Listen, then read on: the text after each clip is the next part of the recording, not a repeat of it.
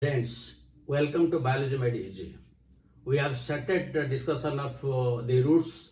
In the previous video, we have discussed what are the different types of root systems and how the taproot is modified. Here in this video, we will discuss the modification of adventitious roots. Modification of adventitious roots. So what is the adventitious root? Already I have told you earlier. That means when the roots come out from any part of the plant body except radicle, they are known as adventitious roots. And most of the adventitious roots are modified for some specific functions. So let us discuss one by one. Now, one is for storage of food. For storage of food. So, under this category, again some examples are there, and one example we can take that of the tuberous, where the example is sweet potato. Sweet potato. The second example we can take that of the fasciculate root. Fasciculate root, and the common example is asparagus. The third example we can take nodulose root, and the common example is mango ginger. Then the fourth type we can take moniliform, and the example is bitter gourd or momotiga, bitter gourd. And the fifth type is annulated, and the example is ipecac. There is also a sixth type, that is palmate, and the common example is orchis. So in all these cases, the roots are modified for the purpose of storage of a food material. Now let us discuss one by one. Now take the case of a tuberous, where the example is sweet potato. Already we have discussed a tuberous type in case of the taproot system, where the example was mirabilis. So in case of tuberous in taproot system, what is there? There is no definite shape. That means the root has no definite shape, and here the leaves come out. The same thing also happens here. Tuberous means the root has no definite shape, and this is the diagram of the sweet potato, because sweet potato has no definite shape. But what is the difference between the mirabilis and sweet potato? In case of mirabilis, it is taproot system modified having irregular shape, but in sweet potato it is adventitious root modified for storage of food material. That is why in both cases that tuberous word is there, but one is taproot, the other is adventitious root. Now come to the second one, fasciculate, where example is asparagus. From the word fasciculate you can guess what it is. So fasciculate means from the base of the root so many roots come out in fascicle, means in groups. In groups so many roots come out. That is why it is known as fasciculate root. It is commonly found in case of asparagus. The third one is nodulose, and the example is mango ginger. Here, the tips of the roots are round due to storage of food material. Now, this is the base, and from this base, so many roots come out, and the terminal end of these roots, it terminates due to storage of food material. And this is the example of mango ginger, nodulose, because they look like nodules. Now the next is moniliform, and moniliform is found in case of bitter gourd or momotiga. So in this case, what happens? The root has several structures like this. Again, no definite shape. It is like this only. This is the structure in case of moniliform, irregular growth, and in case of annulated, This is the root, and it has several ring-like structures. Several ring-like structures. Again, suppose this is one branch, ring-like structures. Here one branch is there, ring-like structures are there. This is annulated and found in ipecac. Now come to the last one, that is palmate, where it is found in this orchis. Why it is palmate? Because it looks like a palm due to storage of food material. So in this case, the root looks like a palm with a finger-like structures. It looks like a palm due to storage of food material. So this is palmate. So simply remember these types and example. From that easily you can remember what are the different types of characters. And for examination point of view, the exams are more important than the characters. So this is for storage of food. Now let us discuss the second type of modification, that is for mechanical support.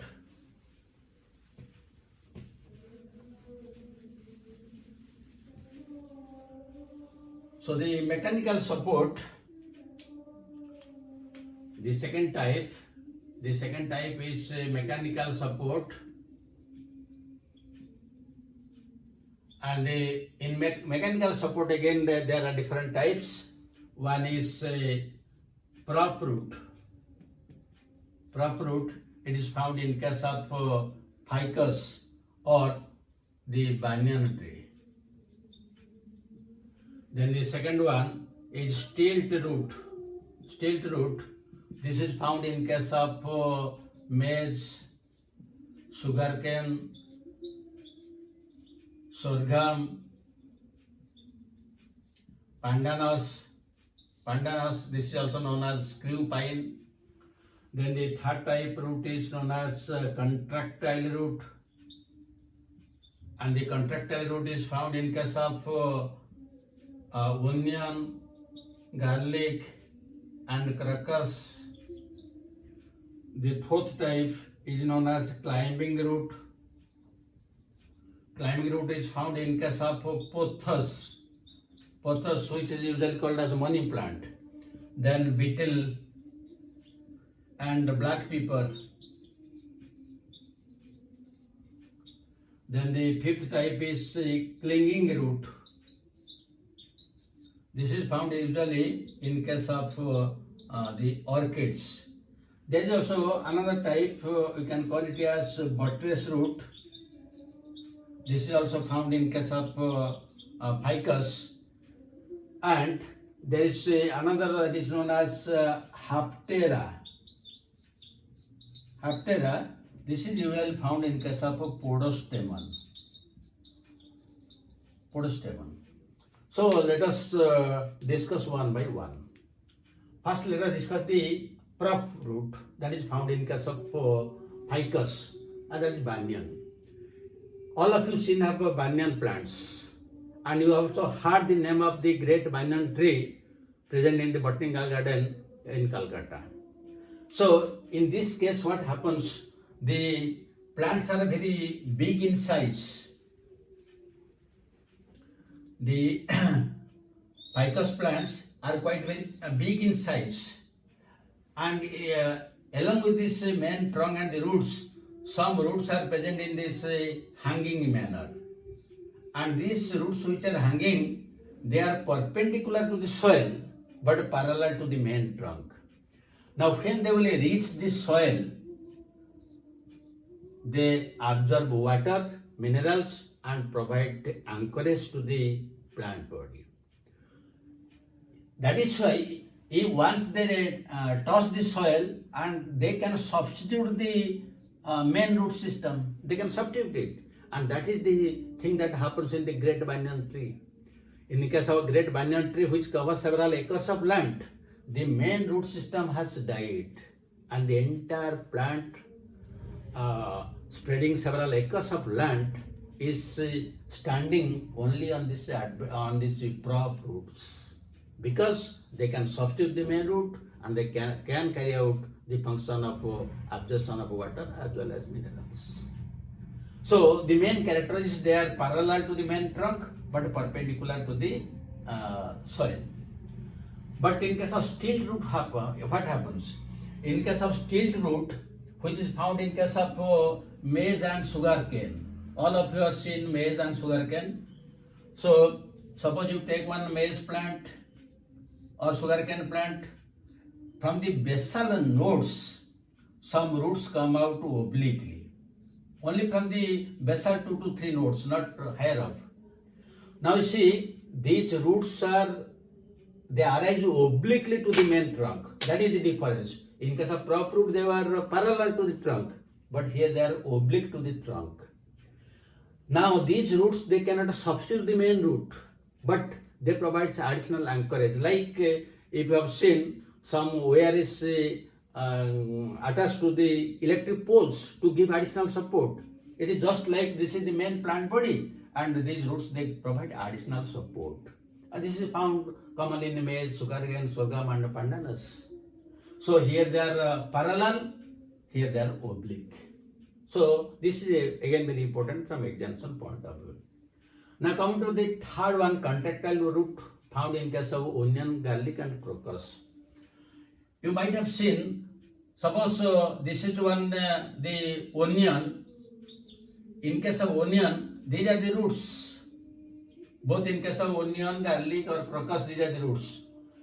And you will find that the onion never penetrates deep into the soil. It is always present within 1 to 2 inches of the soil. Why? Because these roots are contractile in nature. They just contract and expand so that the entire onion or garlic is adjusted to be only in the upper surface of the soil. Its function is contractile. Then the fourth one is the climbing root. All of you have seen the pothos plant, and most of you have this plant also in your homes.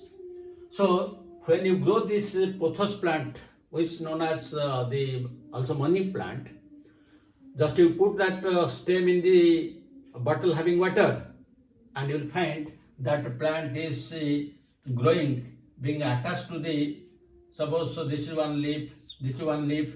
How it is just attached to the wall by means of some the hair-like structures which are roots, so that it helps in climbing. This is commonly found in pothos, also in beetle. Beetle also some roots come out from the roots so that it sticks to the support, and also in case of black pepper. The next one is the clinging root, commonly found in case of orchids. Usually the orchids, they grow on other plants, and their roots, they never touch the soil. So there you will find 2 types of roots. That one is the epiphytic root that we will discuss in the next case. But how this plant body is attached to the host plant? It is attached to some specific roots which clings to the host stem. These are known as clinging roots. It is only to fix the plant in that host plant, not any other function. There are other roots for other functions that we will discuss. But these are clinging roots. That means in case of orchids, you will find the clinging roots, and these roots are all the epiphytic roots that we will discuss in the next modification. Then the other is buttress root.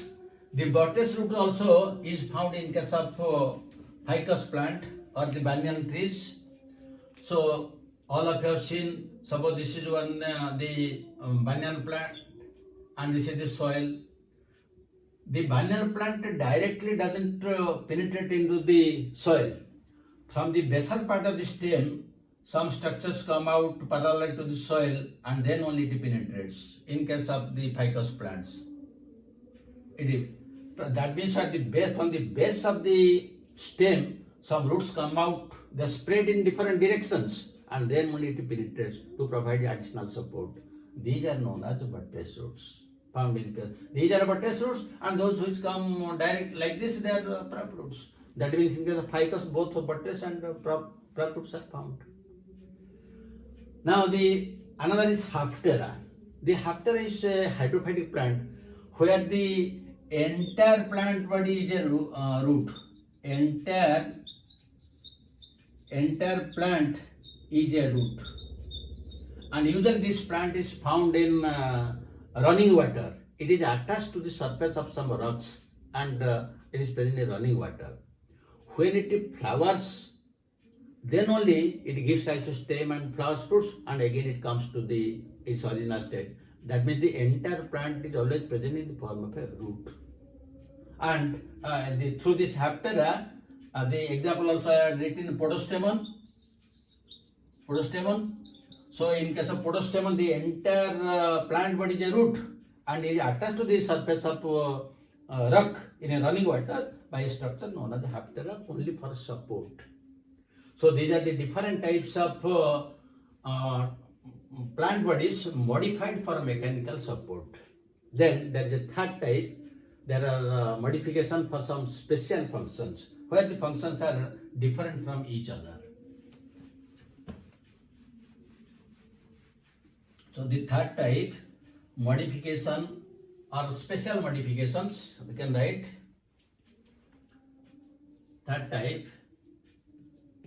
special modifications. So under this category, again, one is coming as parasitic root, parasitic or hostorial root. For the common example, you can take Cuscuta, Viscum. There is a second example, you can take respiratory root, respiratory or floating root.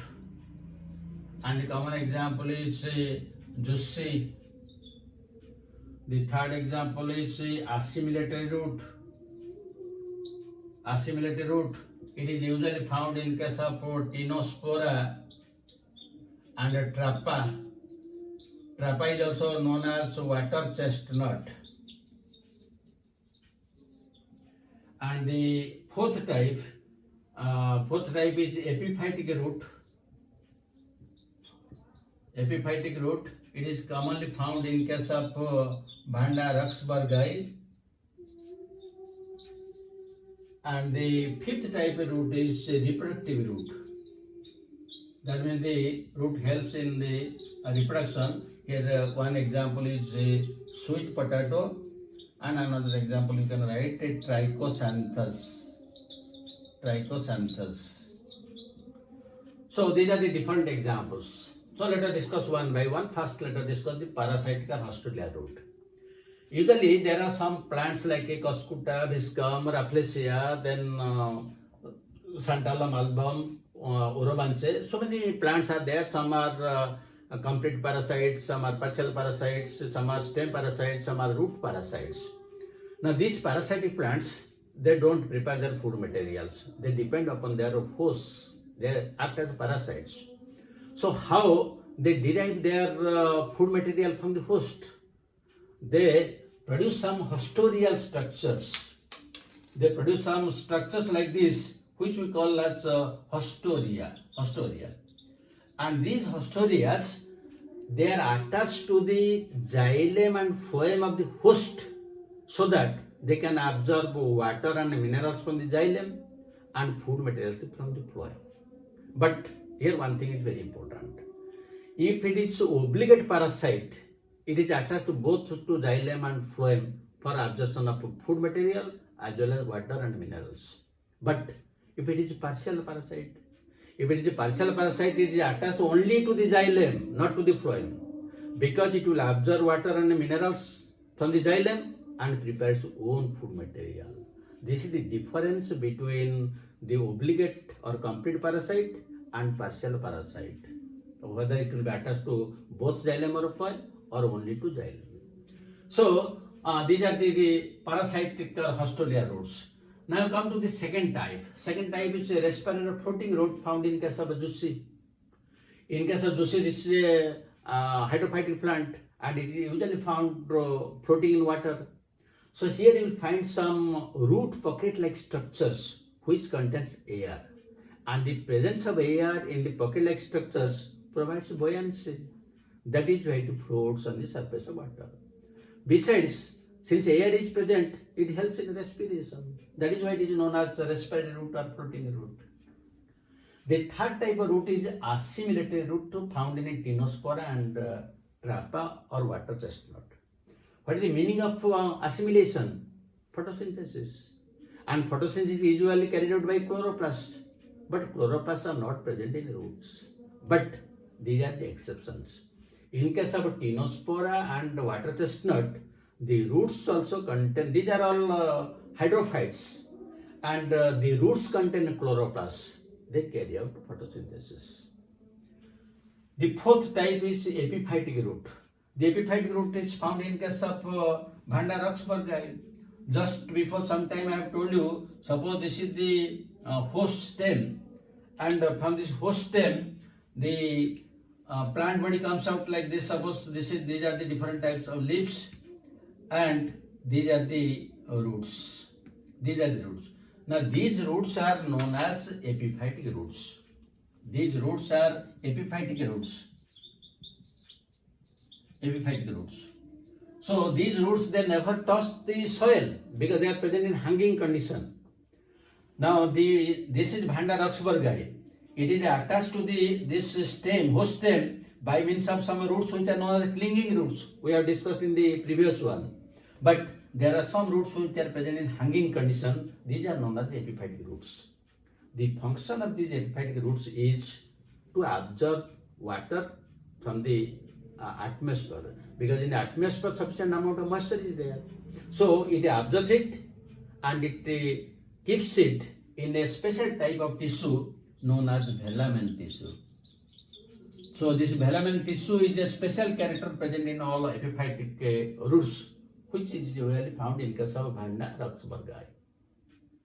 Now come to the last one, that is reproductive root.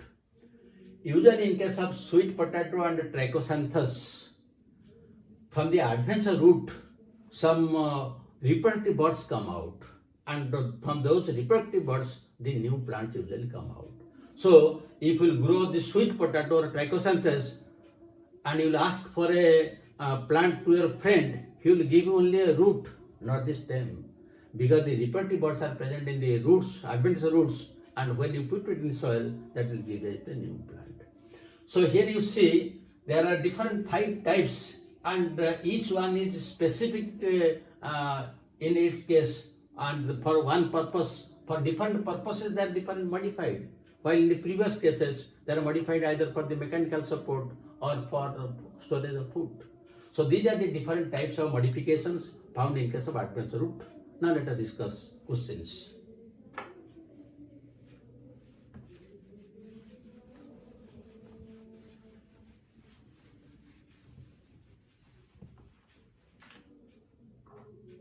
So one question you can write: in which of the following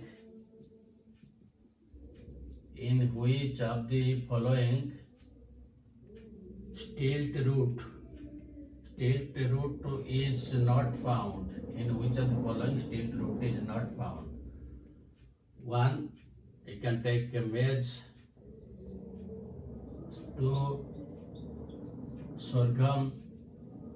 Third one, pandanus. Then the fourth one, wheat. Then second question, crop roots are found in A choice sugarcane, B choice trappa, C choice you can take people, D choice none of the above. You will be able to answer all these questions because you know all these things. So I hope now you have a very clear understanding about the different modifications of adventitious root system. Thank you very much for watching it. God bless you. Have a good day.